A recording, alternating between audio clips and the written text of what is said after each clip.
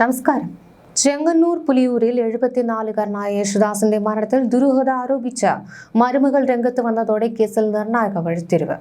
സ്വത്ത് തട്ടിയെടുക്കുവാൻ വേണ്ടി യേശുദാസിനെ അപായപ്പെടുത്തിയതാണ് എന്ന പരാതിയെ തുടർന്ന് അടക്കം ചെയ്ത മൃതദേഹം ഇന്ന് പുറത്തെടുത്ത് പോസ്റ്റ്മോർട്ടം ചെയ്യുവാനുള്ള നടപടികൾ തുടങ്ങി. വിദേശത്തു നിന്ന് എത്തിയ മരുമകൾ ലീന ബിൻസിന്റെ പരാതിയിൽ കോടതി ഉത്തരവ് പ്രകാരമാണ് നടപടി. കഴിഞ്ഞ മാർച്ച് 20-നാണ് പുലിയൂർ സ്വദേശി യേശുദാസിനെ വീടിനുള്ളിൽ മരിച്ച നിലയിൽ കണ്ടെത്തിയത്. അന്ന് വാർദ്ധക്യ സഹജമായ മരണമാണെന്ന് വിശ്വസിച്ച പോസ്റ്റ്മോർട്ടം നടപടികൾ ഒഴിവാക്കി മൃതദേഹം സംസ്കരിക്കുകയായിരുന്നു. യേശുദാസിന്റെ സഹോദരൻ ഗബ്രിയേൽ ആയിരുന്നു അന്ന് പോസ്റ്റ്മോർട്ടം വേണ്ട എന്ന നിലപാട് സ്വീകരിച്ചത്. എന്നാൽ വിദേശത്തായിരുന്ന മരുമകൾ ലീന നാട്ടിലെത്തി നടത്തിയ അന്വേഷണത്തിലാണ് ഞെട്ടിക്കുന്ന വിവരങ്ങൾ പുറത്തുവന്നത്. യേശുദാസിന്റെ പേരിൽ ഉണ്ടായിരുന്ന കോടികൾ വിലമതിക്കുന്ന സ്വത്തുക്കളും ബാങ്ക് നിക്ഷേപങ്ങളും മരണത്തിന് തൊട്ടുമുൻപ് സഹോദരൻ ഗബ്രിയേലിന്റെ പേരിലേക്ക് മാറ്റിയിരുന്നതായിട്ടാണ് ലീന കണ്ടെത്തിയത്. യേശുദാസിന്റേതെന്ന് കരുതപ്പെടുന്ന ഡയറി കുറിപ്പുകളിൽ പോലും കൈയക്ഷരത്തിൽ മാറ്റമുണ്ട് എന്നും ഇത് മറ്റാരോ എഴുതിയതാണെന്നും ലീന ആരോപിക്കുന്നു. ചെങ്ങന്നൂർ തഹസിൽദാറുടെ മേൽനോട്ടത്തിൽ പള്ളിക്കല്ലറ തുറന്ന മൃതദേഹം പുറത്തെടുക്കാനുള്ള നടപടികളാണ് ആരംഭിച്ചത്. ഇൻക്വസ്റ്റ് പൂർത്തിയാക്കിയ ശേഷം മെഡിക്കൽ കോളേജ് വിദഗ്ധരുടെ നേതൃത്വത്തിൽ പോസ്റ്റ്മോർട്ടം നടത്തും. സ്വത്ത് കൈക്കലാക്കുവാൻ വേണ്ടി ആസൂത്രിതമായി നടത്തിയ കൊലപാതകമാണോ ഇത് എന്നാണ് പോസ്റ്റ്മോർട്ടം റിപ്പോർട്ട് വന്നതിന് ശേഷം വ്യക്തമാവുക. നിലവിൽ അസ്വാഭാവിക മരണത്തിന് കേസെടുത്ത പോലീസ് ഗബ്രിയേലിനെ കേന്ദ്രീകരിച്ച് അന്വേഷണം വ്യാപിപ്പിച്ചിരിക്കുകയാണ്. യേശുദാസിന്റെ മരണം സ്വാഭാവികമാണെന്ന് വരുത്തി തീർക്കുവാൻ സഹോദരൻ ഗബ്രിയേൽ ബോധപൂർവമായ ശ്രമങ്ങൾ നടത്തിയെന്നാണ് ലീനയുടെ പ്രധാന ആരോപണം. പ്രായാധിക്യത്തെ തുടർന്നുള്ള മരണമാണ് എന്നും അതിനാൽ പോസ്റ്റ്മോർട്ടം നടത്തി ശരീരം കീറി മുറിക്കേണ്ട എന്നും പറഞ്ഞ അന്ന് ഗബ്രിയേൽ പോലീസിനെയും നാട്ടുകാരെയും പിന്തിരിപ്പിക്കുകയായിരുന്നു. എന്നാൽ സ്വത്ത് വിവരങ്ങൾ പരിശോധിച്ചപ്പോൾ കണ്ട കാര്യങ്ങൾ ലീനയെ ഞെട്ടിച്ചു. യേശുദാസിന്റെ ഉടമസ്ഥതയിൽ ഉണ്ടായിരുന്ന വസ്തുവകകളും ബാങ്കിൽ ഉണ്ടായിരുന്ന പണവും ആസൂത്രിതമായി മാറ്റപ്പെട്ടിരിക്കുന്നു. ഇതിനായി തയ്യാറാക്കിയ രേഖകളിൽ യേശുദാസിന്റെ ഒപ്പും കൈയക്ഷരവും വ്യാജമാണെന്ന സംശയവും ലീന ഉന്നയിക്കുന്നുണ്ട്. യേശുദാസിനെ ആശുപത്രിയിലേക്ക് കൊണ്ടുപോയ സമയക്രമത്തിലും ചികിത്സാ രേഖകളിലും പൊരുത്തക്കേടുകൾ ഉണ്ട് എന്നാണ് പോലീസ് പ്രാഥമികമായി വിലയിരുത്തുന്നത്. തഹസിൽദാറുടെ സാന്നിധ്യത്തിൽ നടക്കുന്ന ഈ പോസ്റ്റ്മോർട്ടം ഫലം പുറത്തുവരുന്നതോടെ ചെങ്ങന്നൂരിനെ നടുക്കിയ ഈ മരണത്തിന് പിന്നിലെ യഥാർത്ഥ പ്രതികൾ വലയിലാകുമോ എന്ന് കാത്തിരുന്ന് കാണേണ്ടി വരും. യേശുദാസിന്റെ മരണത്തിന് തൊട്ടു മുൻപ് ശാരീരികമായി അതീവ അവശ്യ നിലയിലായിരിക്കെ ബാങ്ക് രേഖകളിലും സ്വത്ത് കൈമാറ്റത്തിലും തിടുക്കപ്പെട്ട് മാറ്റങ്ങൾ വരുത്തിയത് ഗബ്രിയേൽ എന്ന സഹോദരന്റെ ഭാഗത്തുനിന്നുള്ള ഗൂഢാലോചന എന്നാണ് മരുമകൾ ലീന ആരോപിക്കുന്നത്. യേശുദാസിന്റെ കൈയക്ഷരമല്ല ഡയറിയിൽ ഉള്ളതെന്നും സ്വത്ത് തട്ടിയെടുക്കുവാനായി ഗബ്രിയേൽ കൃത്രിമ രേഖകൾ നിർമ്മിച്ചതാണെന്നും കാണിച്ച് പോലീസ് അന്വേഷണം ആവശ്യപ്പെട്ടിട്ടുണ്ട്. ഗബ്രിയേൽ തട്ടിയെടുക്കുവാൻ ശ്രമിച്ച സ്വത്ത് തിരിച്ചുപിടിക്കുവാൻ കുടുംബം നിയമ നടപടികളുമായി മുന്നോട്ട് പോകും. യേശുദാസിന്റെ മരണത്തിലെ നിഗൂഢതകൾ ഓരോന്നായി അക്കമിട്ട് നിർത്തുകയാണ് മരുമകൾ ലീന.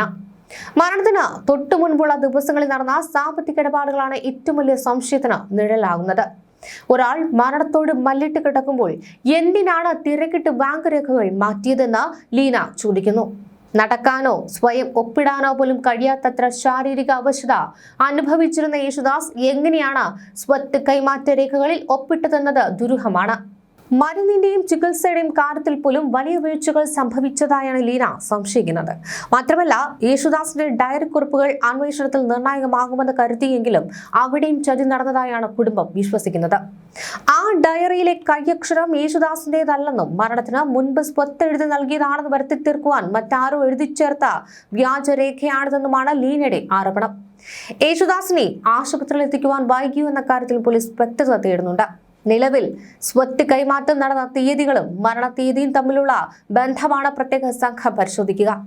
സ്വത്ത് മോഹിച്ച സ്വന്തം സഹോദരൻ തന്നെയാണോ ഇതിന് പിന്നിൽ ചരട് വലിച്ചതെന്ന ചോദ്യത്തിന് ഉത്തരമായിട്ടാണ് ഇന്ന് കല്ലറ തുറന്നുള്ള പരിശോധന നടക്കുന്നത്. പോസ്റ്റ്മോർട്ടം റിപ്പോർട്ടിൽ വിഷാംശത്തിന്റെ സാന്നിധ്യമോ മറ്റ് അസ്വാഭാവികമായ പാടുകളോ കണ്ടെത്തുകയാണെങ്കിൽ കേസിൽ ഉടൻ അറസ്റ്റ് ഉണ്ടാകുമെന്നാണ് സൂചന.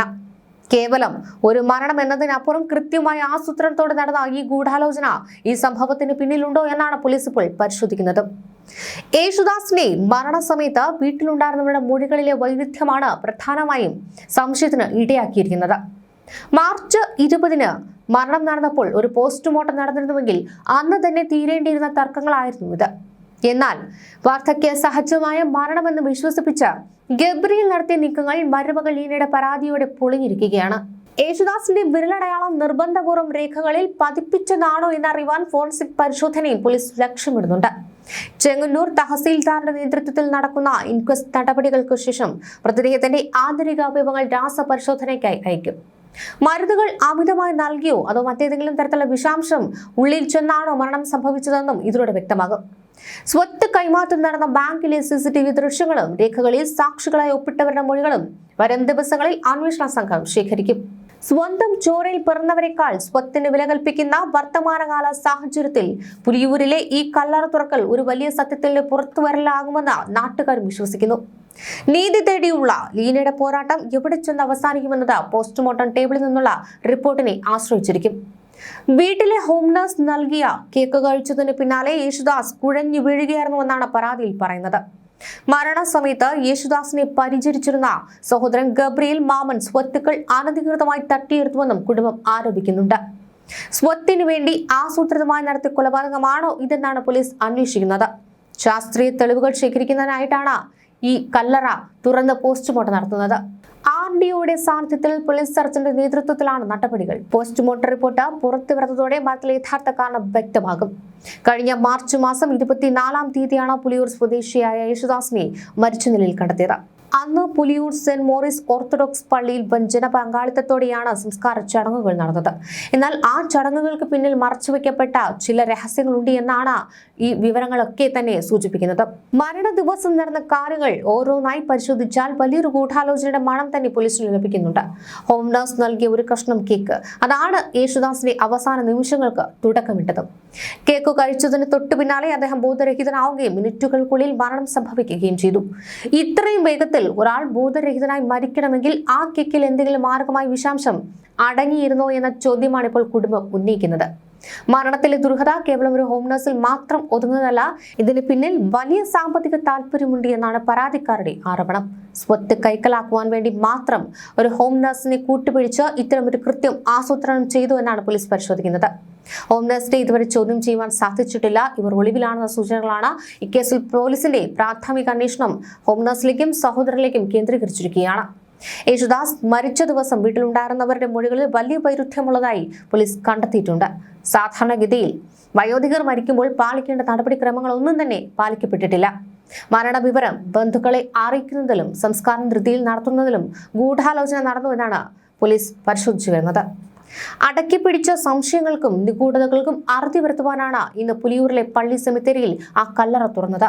നീതിക്ക് വേണ്ടി വിദേശത്തു നിന്നെത്തിയ മരുമകൾ ലീനയുടെ പോരാട്ടം വെറുതെ ആകില്ലെന്ന സൂചനയാണ് ഈ പ്രാഥമിക അന്വേഷണങ്ങൾ നൽകുന്നത്. സ്വത്ത് മോഹം മനുഷ്യബന്ധങ്ങളെ ഇത്രത്തോളം തകർക്കുന്നു എന്നതിന്റെ നേർക്കാഴ്ചയെ ഈ സംഭവം മാറുകയാണ്. മൃതദേഹത്തിൽ നിന്ന് ശേഖരിച്ച സാമ്പിളുകളുടെ ഫലം പുറത്തു വരുന്നതോടെ ചെങ്ങന്നൂരിനെ നടുക്കിയ ഈ മരണത്തിലെ ദുരൂഹതകൾ ഓരോന്നായി അഴിഞ്ഞു വീഴും. യേശുദാസിന്റെ മരണം സ്വാഭാവികമാണോ അതോ ആസൂത്രിതമായ ഒരു കൊലപാതകമാണോ എന്ന് നിയമത്തിനു മുന്നിൽ ഉടൻ തെളിയും. കുറ്റക്കാർ എത്ര ഉന്നതരായാലും അവർക്ക് നിയമത്തിനു മുന്നിൽ മറുപടി പറയേണ്ടി വരുമെന്ന ദൃഢനിശ്ചയത്തിൽ തന്നെയാണ് പോലീസ് സംഘവും.